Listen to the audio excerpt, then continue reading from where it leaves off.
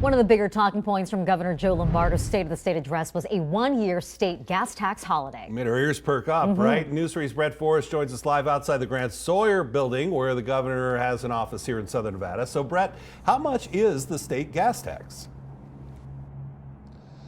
Good evening, and that is a great question and an answer I spent all day tracking down, because here in Nevada we pay layers of taxes at the pump, and it wasn't clear from Governor Lombardo's speech whether he's going to suspend all of the state taxes or just portions of it. So I finally got the answer, and it is just a portion of it. It's going to be 17 cents per gallon. Now, all this comes as we hit record high gas prices throughout last year, and it follows the footsteps of several other states who have also implemented their own gas tax holidays. Overall, these gas tax holidays are very effective, and stations generally pass them along because it's a competitive advantage. Stations will lower the price up into the point where they can't anymore. Now, Lombardo's 12-month gas tax holiday would be the longest one in the country. Now, as for the taxes, they make up the majority of funds for Nevada Department of Transportation. So is that going to affect our road projects? Well, the governor says he'll fill those funding holes with the state's budget surplus. Now, this move likely saves the average taxpayer several $100s a year. Now, let's take a look at the current gas prices. According to AAA, the average price for a gallon of gas is $3.46. Now, that's up 35 cents from a month ago. Nevada has the second highest gas prices in the country, only behind California, and our average for a gallon in the Silver State, $3.95. Now, that's down slightly from a month ago, and in Clark County, a gallon is going to cost you $3.91. As those record highs happened, we had a war in Ukraine that took a large supplier of oil, which is Russia, off the market, made oil prices skyrocket. So oil prices were at historic highs. Demand was at record highs here, and that meant we had this recipe for extremely high gas prices. Right now, we're not seeing the same thing. There are questions, though, about what the future will hold. Now, remember, these are just proposals from the governor and budget recommendations. Now, if we want to see the gas tax holiday in action, it's going to have to take a simple majority passage through the Nevada legislature. Now, Governor Lombardo also said he's planning to lower other taxes. What are those, and who will it impact? Who will it affect? Who will it help? I'll have that answer coming up in my live report on News 3 at 6. Our new governor laying out his goals last night during his first State of the State address. In fact, we aired it right here on Channel 3. Some of the big talkers cutting taxes and funding our schools. Tonight we have team coverage of all that. Brett Forrest is standing by with how the governor plans to cut and who that would benefit. But first, Crisis in the Classroom investigative reporter Tiffany Lane here in the studio with more on the specifics of his education funding plan. Yeah, well, of course, everyone loves more money, especially when it comes to our students and education. With some historic proposals on the table from the state's top boss, the big question is, where will the dollars come from? Nevada's public schools have been historically underfunded. Governor Joe Lombardo says he's trying to change that. During his State of the State address, his budget containing $2 billion in new funding for students. Lombardo saying the pandemic created an unprecedented budget surplus. The executive director of the Clark County Education Association, also known as CCA or the Teachers Union, says this is significant. He's proposing, levels that are unprecedented. We applaud that.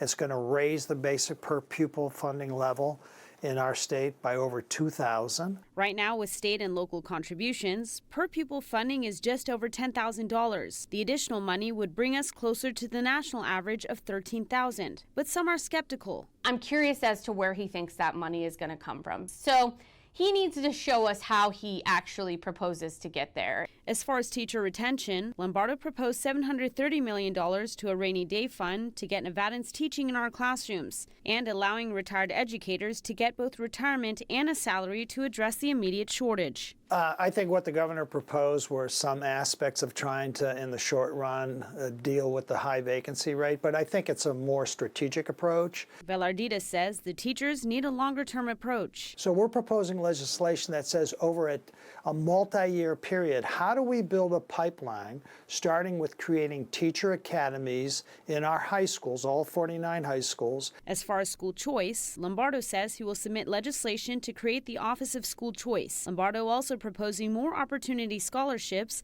where certain low-income families can access a scholarship to attend a private school of their choice. The reactions are divided. It's all the same. It's fancy words for what they mean for vouchers and the privatization of our public school system. Our belief at Battle Born Progress is that no public money should ever go to private schools, period. Valeria Gers says opportunity scholarships should be seen as different than vouchers. They're trying to say that the funding comes from the same educational budget where the money comes from public schools, and it doesn't. This comes from a different, completely separate account. Gers says she's been fighting for opportunity scholarships for years now and is grateful to the governor. He is saying that he would be expanding the program to $50 million for the biennium, so $25 million per year. It is an average scholarship of $6,000 per kid that are able to use it for a school of their option. As far as school safety, Lombardo says restorative justice laws, quote, handcuff school teachers and administrators. And there should be no issue with temporary removal of a disruptive student resulting in an immediate meeting with parents or guardians.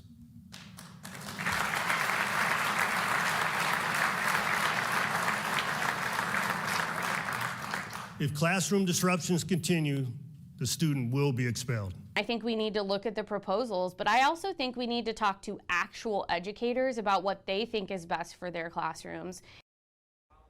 Now, it is important to note that the governor proposes the budget and then it goes to lawmakers. They have to deliver a budget back to the governor, so not all of these numbers that he's throwing out there are set in stone just yet. Now, what are your thoughts on the governor's proposals for our schools?